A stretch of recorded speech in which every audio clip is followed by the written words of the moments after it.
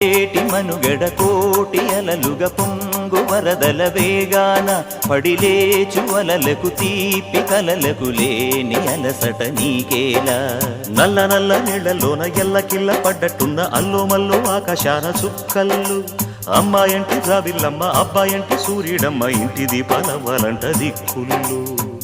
ఎవరికి వారే యమునకు నీరే